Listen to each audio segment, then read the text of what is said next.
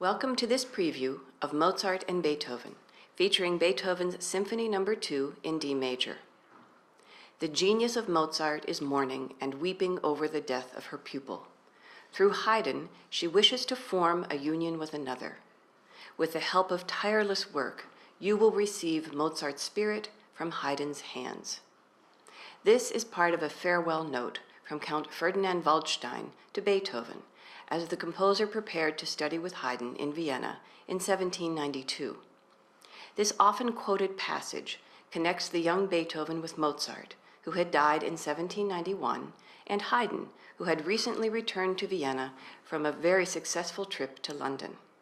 It is, however, Beethoven's music which makes that association indelible. By the age of 11, Ludwig van Beethoven showed talent as a pianist and a composer, and his youthful genius was often compared with Mozart. In the late 1780s, he traveled to Vienna, hoping to study with Mozart. Whatever contact the two composers had was brief. Beethoven received a message recalling him to Bonn because his mother was ill. Beethoven returned to Vienna in 1792, this time to study with Haydn. In 1802, after a series of unsuccessful treatments for his hearing loss, Beethoven went to the village of Heiligenstadt to rest. There he wrote an impassioned letter that in part describes his struggles and his determination to compose all that I felt was within me.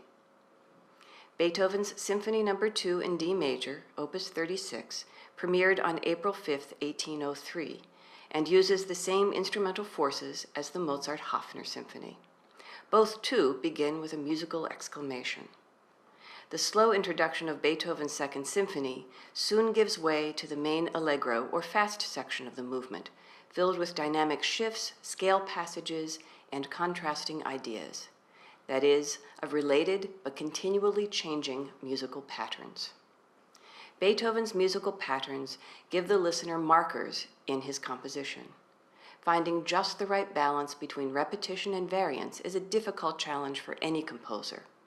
It was a challenge Beethoven faced and for which he always found unique solutions.